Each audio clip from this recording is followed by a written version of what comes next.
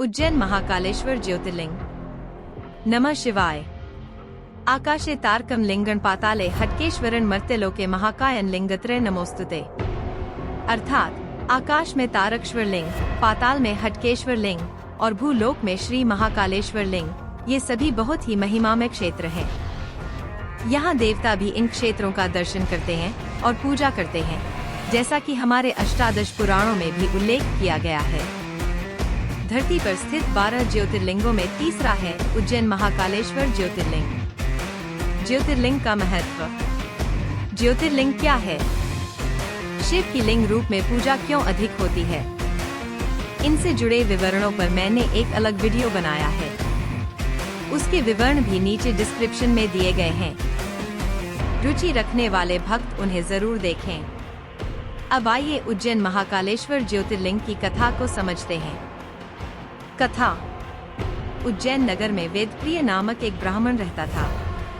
वह वेद शास्त्रों में विद्वान था, यज्ञ यागादि कर्म करता था और शिव भक्त था। उसके 4 पुत्र थे, देवप्रिय, प्रियमेधस, सुकृत और धर्मवाही। उज्जैन के पास रत्नमाला नाम का पर्वत था। उस पर्वत पर दुष्णासुर नामक राक्षस रहता था। वह ब्रह्मा की तपस्या करके 100 वर्षों तक तप किया और लोकों पर विजय पाने की शक्ति का वरदान प्राप्त किया। सनातन वैदिक धर्म के प्रति द्वेष रखने वाला दुष्णासुर उस धर्म के रक्षक ब्राह्मणों को सताता था। उज्जैन नगर की प्रसिद्धि और वेदप्रिय के 4 पुत्रों की धर्मनिष्ठा और शिव आराधना के बारे में सुनकर दुष्णासुर ने नगर पर आक्रमण किया। वे ब्राह्मण उस समय पार्थिव लिंग स्थापित करके भगवान शिव की पूजा करते हुए ध्यानस्थ थे। दुष्णासुर के आदेश पर राक्षस सैनिकों ने उन ब्राह्मणों को मारने का प्रयास किया।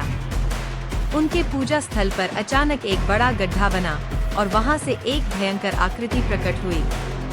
उस आकृति ने दुष्णासुर और उसकी सेना को पल भर में भस्म कर दिया। उस आकृति को ब्राह्मणों ने रुद्र का महाकाल स्वरूप पहचाना। उन्होंने उसकी स्तुति की और उस स्थान पर स्थिर होकर रहने की प्रार्थना की। शिव ने उनकी प्रार्थना स्वीकार की और वहां ज्योतिर्लिंग रूप में विराजमान हुए। इस प्रकार उज्जैन में महाकालेश्वर ज्योतिर्लिंग का प्रकट हुआ। विशेषताएं। इस पवित्र क्षेत्र में प्रतिदिन भस्म से अभिषेक होता है। भस्माभिषेक 2 प्रकार का होता है। गोभस्म, गाय के गोबर को जलाकर प्राप्त भस्म। चिता भस्म, उज्जैन में किसी के शिवैक्य मृत्यु के बाद संस्कार की चिता से प्राप्त भस्म। चिता भस्म से अभिषेक करने वाला दूसरा शिव क्षेत्र कोई नहीं है। भस्माभिषेक के बाद भस्म आरती का दर्शन यहाँ अत्यंत पवित्र माना जाता है। यहाँ चिता भस्म को माथे पर लगाने से सभी पापों का नाश होता है और शिव का आशीर्वाद प्राप्त होता है। नमः शिवाय। पहले 2 ज्योतिर्लिंगों के बारे में। सोमनाथेश्वर ज्योतिर्लिंग, श्रीशैल मल्लिकार्जुन ज्योतिर्लिंग।